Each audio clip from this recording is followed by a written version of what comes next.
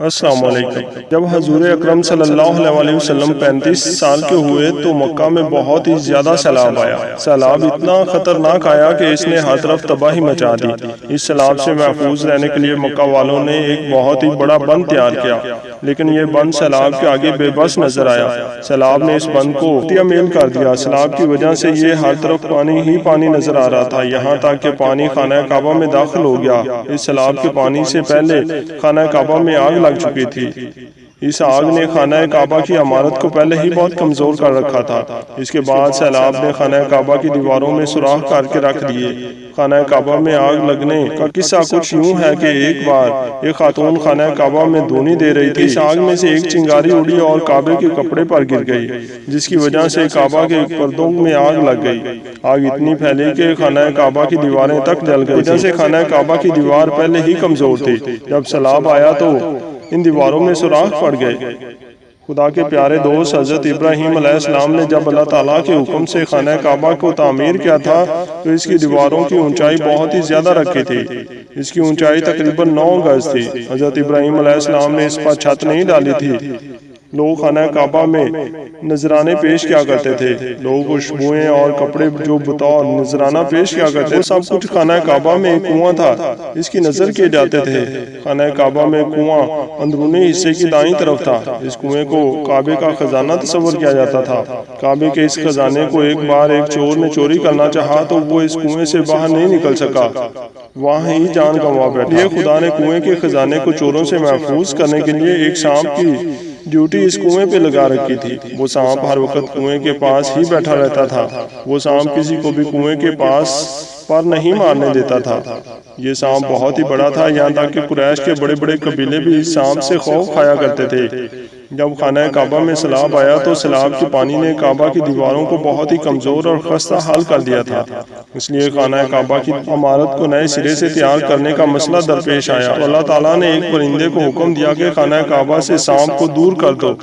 وہ پرندہ اللہ تعالیٰ کے حکم سے خانہ کعبہ آیا اور اس نے سانپ کو وہاں سے اڑا لے گیا۔ سانپ کنویں سے غائب ہو گیا تو قریش کے لوگ بہت ہی خوش ہوئے۔ انہوں نے خانہ کعبہ کو نئے سرے سے تعمیر کرنے کا فیصلہ کر لیا تھا۔ قریش کے لوگوں نے فیصلہ یہ کیا کہ اب کعبہ کی دیواروں کو مضبوط بنایا جائے، ان دیواروں کی اونچائی بہت ہی زیادہ اونچی رکھی جائے۔ انہوں نے لوگوں میں یہ اعلان کیا کہ خانہ کعبہ کی تعمیر کے لیے ہر قبیلہ پتھر اور چندہ جمع کرے۔ اس لیے ہر قبیلے نے پتھر اور چندہ جمع کرنے میں خانہ کعبہ میں رہنے والے لوگوں کی مدد کی۔ قریش والوں نے یہ اعلان عام کر رکھا تھا کہ کعبہ میں جو بھی چندہ دیا جائے وہ پاک ہو۔ یہاں سود کا کاروبار کرنے والے، حرام کی کمائی کمانے والے، چوروں، ڈاکوؤں اور طوائفوں کی آمدنی جمع کرنے کی بالکل اجازت نہ دی گئی۔ یہاں بس اور بس پاک کمائی کو جمع کرنے کا اعلان کیا گیا تھا۔ تو ہر قبیلے نے اس اعلان پر مکمل طور پر عمل کر کے اپنے اپنے قبیلے سے چندہ اور پتھر جمع کیے۔ پاک کمائی جمع کرنے کا اعلان اس لیے کیا گیا تھا کہ ایک قریشی سردار ابو وحید عمرو بن عابد نے جب کعبے کا کام شروع کرنے کے لیے ایک پتھر کو اٹھایا تو پتھر اس کے ہاتھ سے چھوٹ کر اپنی اسی جگہ پر چلا گیا جہاں سے اس کو اٹھایا گیا تھا۔ قریش والے یہ سارا ماجرا دیکھ رہے تھے۔ یہ دیکھ کر بہت ہی حیران ہوئے۔ آخرکار رہیب کھڑا ہو کر کہنے لگا، اے قریش والو، میرے بات غور سے سن لو۔ کعبے کی تعمیر میں بدکار عورت کی کمائی، سود کی کمائی، حرام کی کمائی، کسی چور کی کمائی کو ہرگز شامل مت کرنا۔ خانہ کعبہ میں صرف پاک کمائی کو لگانا، اس میں سب قریش والوں کی بھلائی ہے۔ یہ وہاب رسول اکرم صلی اللہ علیہ وسلم کے والد گرامی کے ماموں تھے، جو کہ قریش میں بڑے شریف اور ایماندار آدمی مانے جاتے تھے۔ خانہ کعبہ کی تعمیر کے لیے قریش والوں کے ساتھ حضرت محمد صلی اللہ علیہ وسلم بھی برابر کام کر رہے تھے۔ آپ صلی اللہ علیہ وسلم بھی اپنے کندھوں پر پتھر اٹھا اٹھا کر لا رہے تھے۔ قریش والوں کے دلوں میں یہ خوف تھا کہ ہم کہیں کعبہ کی دیواریں گرا دیں تو اس پر کوئی مصیبت ہی نہ ٹوٹ پڑے۔ ان میں ایک سردار ولید بن مغیرہ تھا۔ اس نے کہا، اے قریش والو، کعبہ کی دیواریں گرانے سے آپ کا مقصد کعبہ کو نقصان پہنچانا نہ ہے یا پھر اس کی اصلاح کا ارادہ ہے؟ قریش والوں نے جواب دیا کہ یہ بات ظاہر ہے کہ ہم تو کعبہ کی اصلاح اور مرمت کرنا چاہتے ہیں۔ اس پر ولید نے کہا کہ یہ بات ذہن نشین کر لو کہ خدا اصلاح کرنے والوں کو برباد نہیں کرتا، اللہ تعالیٰ اصلاح کرنے والوں پر راضی رہتا ہے۔ یہ کہنے کے بعد ولید نے سب سے پہلے کعبہ کی دیواروں کو گرانے کا کام شروع کیا۔ ولید نے کعبہ کی دیوار کی ایک سائیڈ ہی گرائی تھی، پھر رک گیا۔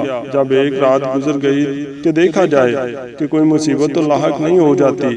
جب وہ رات خیر و برکت سے گزر گئی تو اگلے دن سارے قریش والوں نے مل کر اس عمارت کو گرا دیا، یہاں تک کہ وہ اس کی بنیادوں تک جا پہنچے، جو قریش کے باپ دادا خدا کے دوست حضرت ابراہیم علیہ السلام نے رکھی تھی۔ حضرت ابراہیم علیہ السلام نے کعبہ کی بنیاد کو سبز رنگ کے پتھروں سے تعمیر کیا ہوا تھا، جو کہ قریش کے لوگوں نے توڑنے میں بڑی مشکل پیش آئی تھی۔ کعبہ کی دائیں دیوار جب گرائی گئی تو اس کے نیچے سے سبز پتھروں کے قریب سریانی زبان میں ایک تحریر ملی۔ قریش والوں نے سریانی زبان پر امور نہیں رکھتے تھے، تو انہوں نے اس بندے کو تلاش کیا جو سریانی زبان کو سمجھتا تھا۔ ان کو یہ یہودی ملا جس نے یہ تحریر ان کو پڑھ کر سنائی۔ تحریر کچھ یوں تھی: میں اللہ ہوں، کعبہ کا مالک، جس کو میں نے اس دن پیدا کیا جس دن میں نے آسمانوں اور زمین کو پیدا کیا، جس دن میں نے سورج اور چاند بنائے۔ میں نے مکہ کو 7 فرشتوں کے ذریعے گھیر دیا ہے۔ اس کی عظمت اس وقت تک ختم نہیں ہوگی جب تک اس کے اطراف میں پہاڑ موجود ہیں۔ ان پہاڑوں سے مراد یہ پہاڑ ہیں، ان میں سے ایک تو ابو قیس پہاڑ ہے جو کہ صفا مروہ کی پہاڑی کے بالکل سامنے موجود ہے۔ دوسرا کاکیہان پہاڑ ہے جو کہ مکہ کے بالکل پاس ہے، جس کا رخ ابو قیس کے پہاڑ کی طرف ہے۔ یہ شہر اپنے لوگوں کے لیے پانی اور دودھ کے لحاظ سے بہت ہی مشہور، بابرکت اور نفع بخش ہے۔ اس کی عمارت کو گراتے ہوئے جو دوسری تحریر مقام ابراہیم سے ملی، اس تحریر میں یہ لکھا ہوا تھا: مکہ مکرمہ کا محترم اور معظم شہر ہے، ان لوگوں کا رزق 3 راستوں سے آتا ہے۔ یہاں 3 راستوں سے مراد یہ ہے کہ قریش کے لوگوں کے 3 تجارتی راستے ہیں، ان راستوں سے ہی تجارتی قافلے مکہ میں داخل ہوتے ہیں۔ کعبہ کو شہید کرتے ہوئے تیسری تحریر کعبہ کے اندر پتھر پر کندہ کی ہوئی ملی۔